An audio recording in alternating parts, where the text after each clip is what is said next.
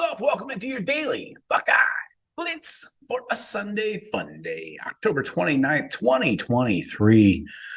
This month is winding down fast, too. Holy crap. It's almost freaking Halloween. That means the end of October. And then you know what November is. November is for contenders. Wise man once said. So, hey, don't forget, tonight we're going live. Me, Jeff, and Sean, 8 p.m. Eastern. YouTube live right here. Check it out. We are going to have our Jeff and Sean's instant reaction today. I'm doing my instant reaction right here, right now. And we'll have get you ready for Rutgers. I mean, what's there to get ready for? The Scarlet Knights. We'll get ready for that game. I believe they're coming to Columbus. Yeah, probably. Anyway, don't forget the t-shirt giveaway. We will be announcing this week's winner for closest to the score prediction thing. And let's get into it. So, again, Buckeyes roll 24-10. When the season started, before the season, when we're looking at the schedule, we're like, oh, this could be a trap game right after Penn State. We knew it was going to be a tough one. Obviously, Wisconsin missing Ches Malusi, Tanner Mordecai. I think they're missing an O-lineman as well. So injuries have kind of decimated this team. But still, they're going to have a tough defense, which they did. We still put up 400 yards of total offense, so we'll take that against a good defense. But another one of these tale of two halves kind of game. It seems to be a pattern lately. You could say almost the entire season. So we come out. Kyle's a little clunky, inconsistent, turns it over in the first half, and then boom, we put the pedal to the metal in the second half and comfortably win late in the game. A little bit of a ball game early in the third and fourth, but eventually we pull away. It's just a matter of time. Again, this is what we do. We take teams into deep waters. The talent wins out. Talent and coaching always wins out in a close game. Anyways, but all right, let's get into it. Let's talk offense here first. Let's go to the stats. Total yards, 407 on the night. Passing yards, Kyle comes up with 226, 2 touchdowns, 2 INTs, 65% completion percentage. That's par for the course with Kyle. 65% is right on his number. Not bad. Rushing yards, hello, rushing game. Good to see you. How have you been? It's been a few weeks since we've seen you. Rushing game, 181 we rushed for. Sack adjusted, we go for 210. We did take 4 sacks, I believe. So sack adjusted, nice 210, 5.4 yard average. Penalties, 6 for 25. Kyle got his weekly intentional grounding. Josh Simmons got his weekly penalty. So things are right in line. Just, and it was a full moon last night too. So more things change, the more they stay the same, right? Some people do you know anybody in your life or that you met tries to use the full moon as an excuse why they did something stupid? Yeah, I'm not falling for that shit. My wife tries that shit all the time. Oh, it's full moon today. Sorry, I broke a glass or whatever. Yeah, it's the full moon's fault. Anyway, third downs, Buckeyes, 6 of 12. That's not good. We got to be better than that. Fourth downs, 0 for 1. Obviously terrible. Yards per play, 5.9. That's a good average. I like that. Much better than the last couple of weeks. Yards per completion, 13.3. And then I mentioned the yards per rush was a sack adjusted 5.4. 3 of 4 scores in the red zone. Time of possession, we had them 34-42 to 26-10. But the 3 turnovers have to be fixed. And sacks, yeah. O-line still inconsistent. Brought the running game today, but pass blocking was mediocre at best. But let's get into it. Let's talk drives here. Let's run through the drive chart real quick. So Buckeyes, they go 8 plays, 24 yards, turn it over on downs. Then 7 plays, 47 yards, field goal. Then a 3 and out with a punt. Then a 7-play, 54-yard drive ends in an INT. Then a 7-play, 52-yard drive ends in a touchdown. 7-play, 34-yard drive ends in another INT. This is like insane.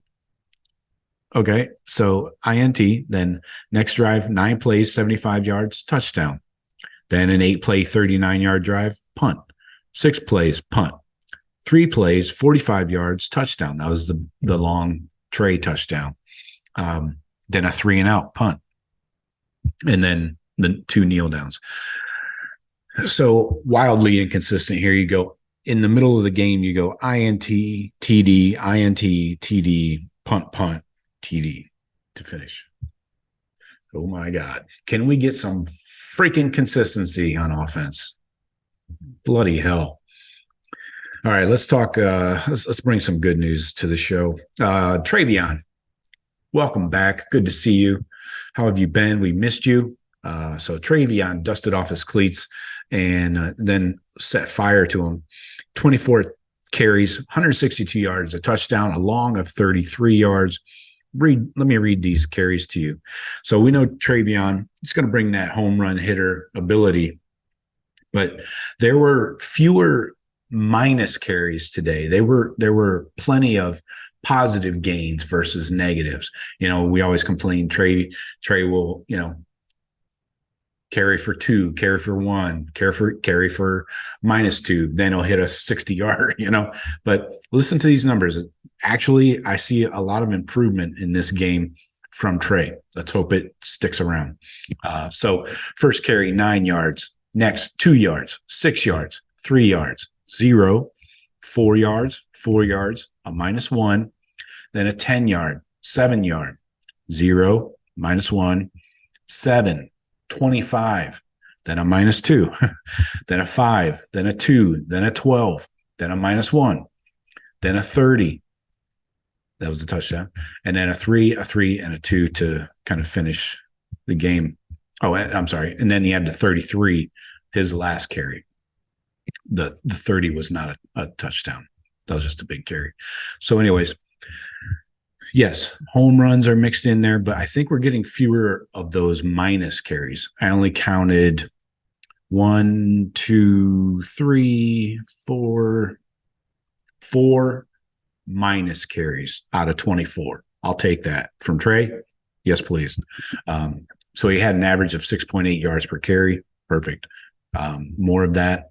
Let's keep working on that run game.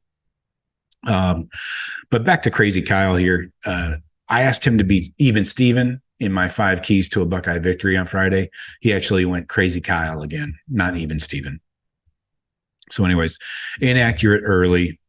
The fumble on 4th down in the first quarter, not a big deal. I mean, if they don't get the first down, it's a difference of a few yards. So I don't care. It's like throwing an interception on a 4th down. Okay, you're going to give it to him anyways if you didn't complete it. So anyway, not a problem. It looks bad on the stat sheet. That's all. The first interception in the end zone where he's trying to force it into Carnell Tate and like freaking triple coverage. Yeah, you got to throw that away. I mean, he knows that. Then the second one, though, that one is not his fault. The second INT, where that was down in the red zone too, I believe, where the guy came off his man, the corner came off of his man, came up and made that pick. So Brian Day even said as much after the game, said the guy should not have made that play. He should not have been in that area at all. It was not his responsibility. He just made a play. So anyway, but as far as Kyle goes, I don't have a lot to complain about. Again, I will point out, outside of the sacks and mistakes and all that, he finished the game strong again. This is 2 weeks in a row. In the third and fourth quarter, he had 7 completions in a row. 7 spread over the third and fourth quarter drives. So I don't know why the first half, it has to be so painful, at least the first quarter. Once the second quarter hits, he's usually not bad. And he did have the one pick in the second quarter last night, but then I don't know. That's the one where the guy should not have been there. The guy came off of his man and made the play. So again, not sure you can really put that on him, but Kyle's getting it done in the second half. I mean, that's when it's most important, right? I mean, I'm not trying to shine a turd here, but he does have to be better. I'm not going to argue that, but he's not horrible. I mean, again, he's completing 65% of his passes, a couple TDs. So, and gets the ship righted, in the middle of the second quarter on. So we can just get him started, a little earlier. That'd be great. But what else? Oh, pass pro on the running backs. This was their best game too. Trey and Chip, excellent work in the pass protection. Pass blocking, they were, I just had that shit here. Here we go. Yeah, Trey graded out an 80 pass blocking. That's the difference right there. Why Dallin is not in the game and Trey is. Pass pro. And then Chip graded out a 79-1, his best pass protection game. So much improved. I'm sure Alfred got on their asses over the last couple of weeks with some of the terrible pass protection, and they've improved it, cleaned it up. Let's hope it maintains. Receivers. Fleming, hopefully he's not dinged up. Saw him go down, look like another shoulder injury. Hate to see that, but he did make it back into the game. Had 3 targets, 2 catches, 19 yards. Did have a drop in the first quarter on a deep ball that was at the Wisconsin 16. Looked like it made it through the defenders and just hit him in the belly. Dropped it. Then he had a 5-yard catch and a 14-yard catch. Obviously, Harrison, the man of the hour, 10 targets, only 10 targets. He's been getting up into the teens consistently for the last few weeks. So gotta pay attention to that if you're the offensive staff.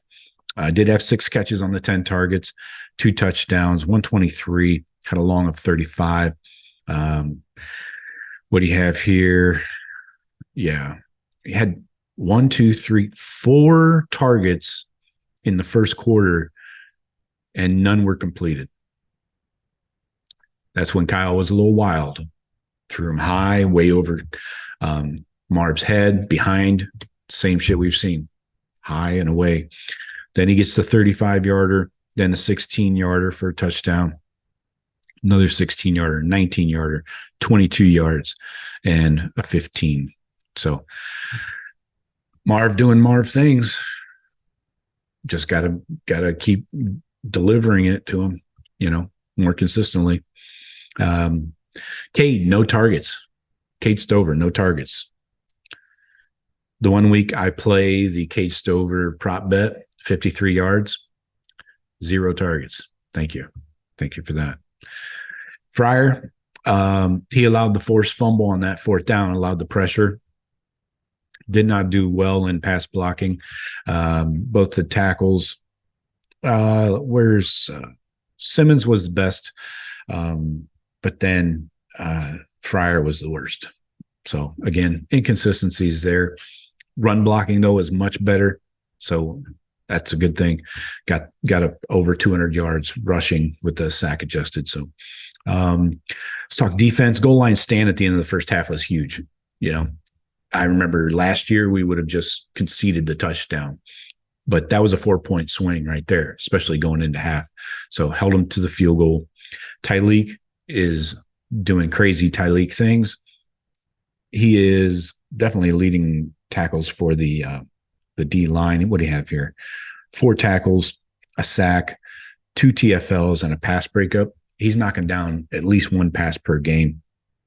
And then you got Eichenberg obviously leading the way with tackles with 7. Sawyer with 6.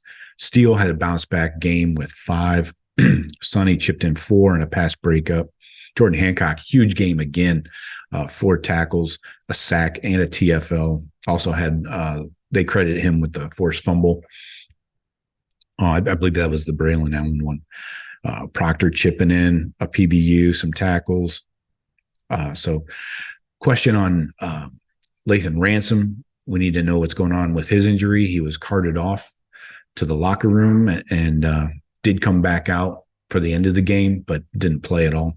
So on the defense, I don't have a lot to complain about. IGB got the fumble recovery there. Steele got the forced fumble on Braylon Allen in the first quarter when we went fumbles back to back, exchanging. So good bounce back game for Steele, honestly. And let's go look at their drive chart here. This is pretty telling to me how the defense did. So yeah, first drive for Wisconsin, 2 plays fumble. Next 4 plays punt. Then field goal attempt on 4 plays, missed it. 3 plays punt, 3 plays punt. 12 plays, 51 yards, field goal. 7 plays, 75 yards. Remember, they had the big play in there for the touchdown. Then 3 and out punt. 10 plays, 45 yards punt. 3 and out punt. 10 plays, 25 yards, turnover on downs. That's in the fourth. And then a 5-play turnover on downs. So excellent work. You're going to have a couple of those drives in there, a 12-play drive, a 7-play drive that, leads to a score here and there. But Buckeyes are right on their average for their defensive yardage and points allowed for the season. They allowed, what was the average here? Yeah, they allowed 94 on the ground and 165 through the air. That's right on pace with their season average.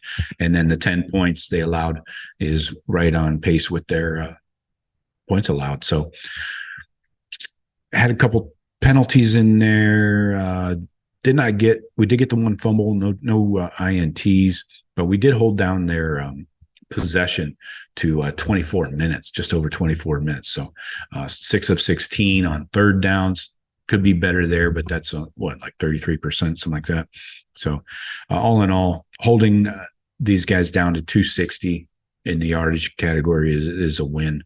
And I know they lost Braylon Allen, but it seems like they always have a stable of running backs. And QB is good. I'm not saying he's their best option, but he's their only option right now. So Braden Locke, decent, not bad. What do you go for?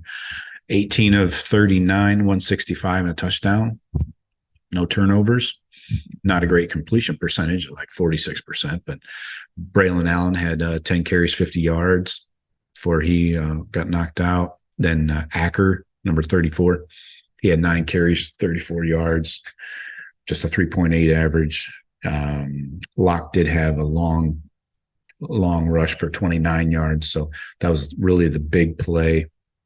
And Acker had a 32-yard catch and run. So all in all, 37 targets for the receivers, only 18 receptions. So still keeping them down under 50% completion on the receivers. So that's good. What they rushed for here? Sack adjusted, they ran for 107. So 4.7 yards per carry. So good deal by the defense. Just keeping them under 10. I don't know what more you can ask for. If you're keeping your opponents under 10, that should be an easy win for the Buckeyes every week. So, all right, I'll see you tonight, 8 p.m. Eastern, YouTube Live. Talk to you later. Go Bucks.